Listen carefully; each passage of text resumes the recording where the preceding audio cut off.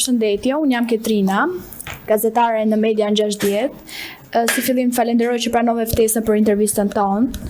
Sot do të flasim për koncertin madhështor që do të zhvillohet në Tiranë nga reperi i njohur Kanye West. Atëherë, kush e financon realisht të projekt për 50 milionë eurosh dhe a janë përfshirë fonde publike? Nëse po, në çfarë përqindjeje? Projekti, ky 50 milionë që nuk e di nga ka dalë, se është komplet futuristik si vlerë, edhe thjesht edhe për informacion edhe për kulturë më shumë, për juve dhe për ata që do dëgjojnë, nuk ka koncert në botë, dhe s'ka pasur dhe nuk është do ketë ndonjëherë që mund të kushtojë një koncert 50 milionë euro. Mund të flasim për ture artistësh të huaj të cilët kanë kostë konsiderueshme dhe mund të kushtojnë 50 milionë euro, nëse bëjnë 10-15 koncerte ndryshme, por nuk ka koncert në botë, do të fiksojnë këtë gjë, që të kushtojë 50 milionë euro. Para, është shumë rëndësishme, është çështje shumë kulture që ta kuptoni. E dyta, koncerti në vetvete kushton 10 milionë euro, plus disa 10 milionë plus, ku aty është përfshirë pagesa e artistit, edhe produksioni, pra gjithë çfarë do ndërtohet aty, infrastruktura, hoteleria, avioni, çdo gjë që është pak a shumë në këtë buxhet, që është i lartë pa diskutim, se është jo thjesht për Shqipërinë, po për kudo në botë është një kosto e konsiderueshme. Financon, do të thënë, në këtë punë, në këtë industri, ai që konsiderohet promoter i një projekti është personi ose sa kompania e cila financon projektin. Dhe promoteri i koncertit këtu është kompania gjermane Streetlife International, dhe janë ata të cilët erdhën edhe shprehën interesin që duan të sillin Kanye West në Shqipëri. Dhe janë pjesë e turit të tij edhe, pra nuk është se ishin vetëm për Shqipëri, ishin edhe për në vende të tjera, për në Gjermani, Poloni, Rumani, nëse s'gaboj, edhe një vend tjetër s'm kujtohet, edhe Çeki, nëse nuk gaboj, pra ishin pjesë e diskutimeve me ta për të bërë 5-6 koncerte në Europë, jo thjesht në Shqipëri. Dhe për fatin tonë të mirë, Shqipëria, ndryshe nga vendet të tjera, ishte më e gatshme për ta mirëpritur koncertin, edhe morën përkrajën e qeverisë, që është përkraje vetëm logjistike, as pak financiare, dhe kjo është kollaj e verifikueshme. Në qeveria shqiptare, direkt apo indirekt, nuk ka dhënë as edhe një cent për këtë projekt, dhe as nuk do japi, se është projekt i cili financohet nga shitja e biletave. Pra, biznesplanin që kanë bërë ato, Kuwait, që merren në punë 30 vjet, është që të ardhurat që do gjenerojnë nga shitja e biletave, nga sponsor ndryshëm dhe nga shitja e konsumit të pareve që është në koncert, do mbuloj kostot e koncertit, do u lëri atyre dhe një fitim që e din ata. Atëherë qeveria justifikon shpenzimin si investim strategjik. A keni ju ndonjë analizë konkrete që vërteton kthimin ekonomik të kësaj shume përmes turizmit? Në fakt, qeveria e justifikon shpenzimin se si një investim strategjik. A keni ndonjë analizë konkrete që vërteton kthimin ekonomik të kësaj shume përmes turizmit? S'po e kuptoj pyetjen, se neve merremi në organizimin e koncertit. Unë nuk punoj në qeveri. Unë jam privat. Dhe kjo është iniciativë private. Domethënë s'po e kuptoj pyetjen. Analizën financiare. A është bërë një studim kosto-përfitim për këtë projekt? Po, e kanë bërë të huaj ato që organizojnë koncertin. Por sa e arsyeshme është përdorimi i kësaj vlere për një event njëditor? Është shumë e arsyeshme, pa diskutim. Kjo është arsyeshme në aspektin e të bërit biznes, si këtu edhe në botë. Ka, domethënë, plot raste që mund t'i referojnë edhe jashtë, ku shpenzohen shumë ato konsiderueshme, të cilat për sa kohë justifikojnë kthimin e investimit që bëjnë kompanitë ndryshme, patjetër që mund t'i bëjnë. Do të thënë, keni po ta marrësh nga aspekti i biznesit, sa kushton të organizosh Kupën e Botës? A është ajo si përmarrje private? Se është private Kupa e Botës, nuk është shtetërore, organizimi i saj. Dhe të ardhurat që gjeneron FIFA apo UEFA nga këto lloj organizimesh, apo Formula 1 apo Diun, janë të justifikueshme për sa kohë gjenerojnë fitim për kompanitë që organizojnë. Njëjta gjë është edhe për koncertet, nuk ka asgjë ndryshe. Si përmarrje flas, do nga aspekti i biznesit. A pritet që çmimet e larta të biletave ta izolojnë publikun vendas dhe ta bëjnë koncertin më shumë një atraksion për turistët e huaj? çmimet e larta, pra çmimet e biletave fillojnë nga 100 euro, të cilat ato janë shqitur direkt. Çmimet e dyta, po themi më të lira, janë 120 euro. Dhe për këtë lloj produksioni pa diskutim që çmimi domethënë nuk mund të jetë 20-30 euro, se nuk justifikon në investimin në aspektin financiar. Dhe nëse krahasojmë se duhet parë aspekti i le të themi i krahasimit. Nëse krahasojmë 120 euro që mund të shpenzosh për parë një koncert të Kanye West në raport me diçka tjetër. Dhe domethënë thjesht në gjykimin tim personal, si banor këtu në Shqipëri, në Tiranë, mendoj se niveli ekonomik që kanë tani familjet shqiptare e justifikon një lloj shpenzimi të tillë, dhe shumë kollaj të gjë mund ta evitosh fundjavat në Tiranë apo gjatë ditëve që ka fundjava të gjata që ka dhe pushime, ku Tirana është e gjitha bosh, nuk ka njerëz në Tiranë, sepse ti fike ose në shtëpitë e pushimit në në ndryshmet të Shqipërisë, ose i ke duke dotuar në ndryshmet e Europës. Pra nuk mendoj se jemi realist, se nëse do e përdorin për populizëm, patjetër që mund të ketë shumë që thonë këtu ne nuk kemi të hamë ku diun dhe juve na thoni për 120 euro që nuk janë shumë. Por thjesht në raport të asaj që ti shpenzon me atë që merr, mendoj se është një çmim normal. Pastaj, patjetër që ka vetë bileta që janë 300 euro apo 1000 euro që mund të ketë zona të ditë, por këtu pastaj nuk i referohemi një audiencë të përgjithshme. Se dikush që do të jetë në koncert, patjetër, nuk ka pse shpenzon 300 euro apo ku diun 1000 euro, por mund të shpenzojë vetëm 120 euro, që është tani çmimi më i ulët dhe ka mjaftuar shumë bileta, sepse është çmimi që është në këmbë, domethënë tek pjesa më e madhe e publikut. Dhe nëse marrim këtë prapë në krahasim me koncertet e tjera të Europës që ai është duke bërë, Shqipëria ka çmime më të ulta nga raport me koncertet e Europës. Cilat janë efektet e pritshme në sektorët lokal të ekonomisë, për shembull hoteleria, transporti, dhe a keni një strategji për të përfituar maksimalisht? Impakti ekonomik besoj se do jetë i lartë, sepse gjithë njerëzit do vinë vizitorë për koncertin, do vinë të paktën 2 net në Tiranë, se s'mund të vinë vetëm për ditën e koncertit që është ditën e shtunë. Do vinë besoj të premten, të shtunën që është koncerti, do largojnë të dielën, kështu që do rinë 2-3 ditë në Tiranë. Dhe impakti drejt për drejt është që gjithë njerëzit do vinë, do lënë para në Tiranë apo dhe në Shqipëri. Hotele, restorante, taksi, bare, suvenire, dhe kjo është impakti i drejt për drejt, që është i menjëhershëm që do ndihet në Tiranë ato ditë. Pastaj impakti pak më afatgjatë është fakti që Shqipëria doli në gjitha mediat e botës, nuk ka gjuhë në botë të cilat nuk e përmendën Shqipërinë. Edhe kjo është një reklam falas që bëhet vendit, dhe kjo është në të mirën e të gjithëve, pa diskutim. Pra nuk është diçka thjesht e mirë për ta që po e bëjnë si projekt e do ftojnë ca para.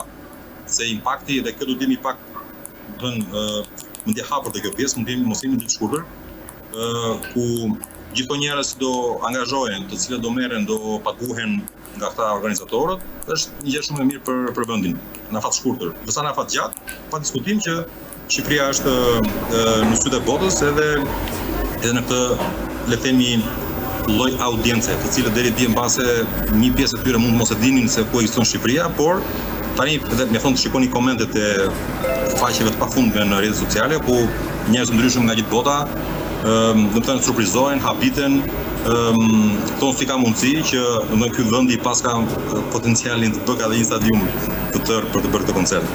Kështu që mendoj se impakti do jetë shumë i madh, impakti afat shkurtër, pra të dhëna të ardhura direkte të cilat do ngjellen në vend, dhe impakti afat gjatë, ku besoj se kjo gjëja do sjellë akoma më shumë të mira materiale në të ardhmen, se gjithë njerëzit do vinë, do shohin vendin, do i pëlqejë vendi, do pëlqejnë njerëzit, se ne jemi shumë dashur si popull, dhe besoj se me siguri do vinë prapa, do flasim me miqtë, me shokët. Që mendoj se do jetë shumë e mirë për ne. Si pritet të menaxhohet fluksi i 60.000 personave në një strukturë të përkohshme? A ka garanci për sigurinë dhe infrastrukturën ndihmëse?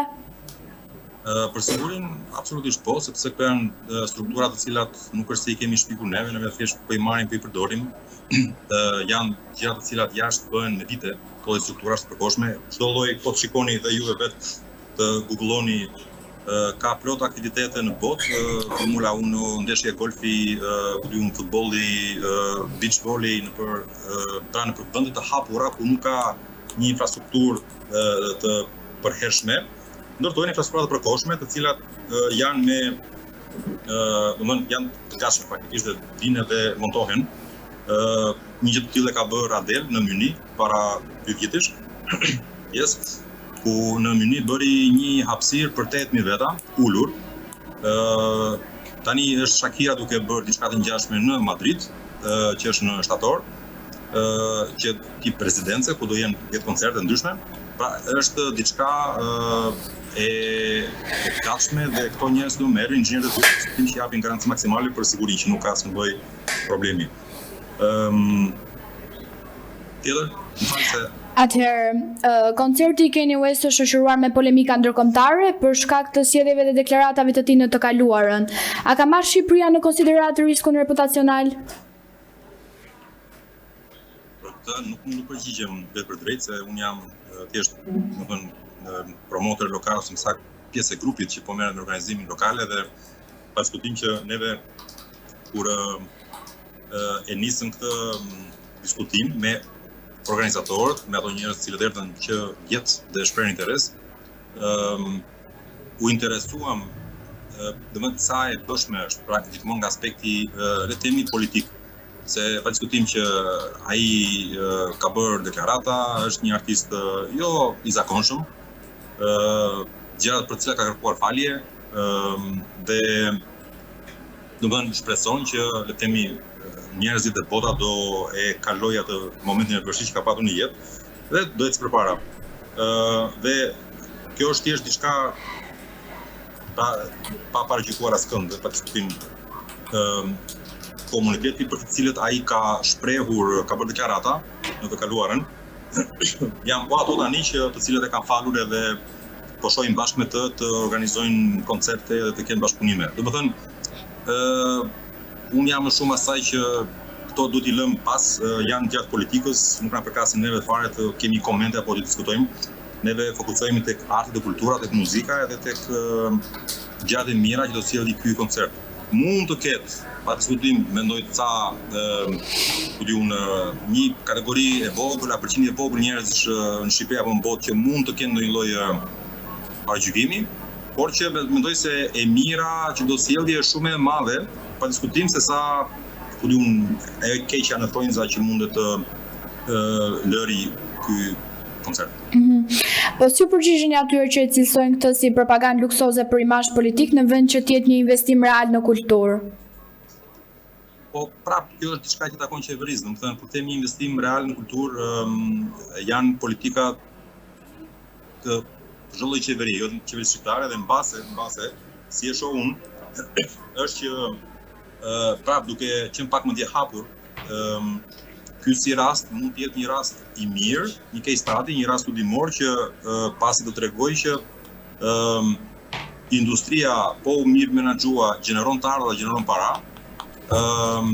mundet të kthehet në një gjë më të qëndrueshme. Pra, sepse shiko, çdo lloj qeverie duhet mendojmë që janë njerëz, dhe ata që punojnë në qeveri. Dhe ka nevojë dhe ato pa diskutim për të parë raste të suksesshme apo të dështuara. Dhe mbi ato të mund ndërtojnë politika më afatgjatë. Çfarë është sipas me gjithmonë, çfarë është e qartë në botë, si në çdo lloj industrie, edhe në këtë industri është që diçka që nuk gjeneron fitime dhe nuk gjeneron të ardhura nuk bën sens. Sepse nuk mund të mbahet arti, kultura, sporti, ku diun me lëmosha.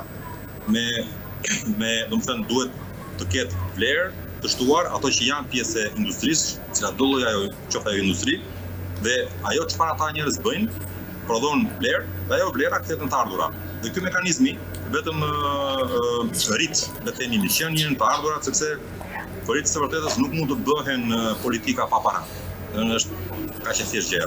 Edhe neve, domethënë, mund të fshihemi mbas gishtit, mund të përdorim çdo lloj gjëje për ta kthyer në një lloj në thonjza, një lloj sulmi politik, se çdo gjë që bën dikush për sa kohë nuk është me mua s'm pëlqen, por unë që nuk jam fare, domethënë jam në mes të gjës, nuk më intereson nga aspekti politik, e shoh thjesht në aspektin tregtar, se më të punë merr 20 vjet dhe në ka njëri në Shqipëri të cilit domethënë edhe për të gjë mund të pyesin njerëz që mund të njohin rastet e projektet që ka pësuar jashtëzakonisht shumë në këtë vend për shkak të politikave që nuk ka mbështetje nga qeveria.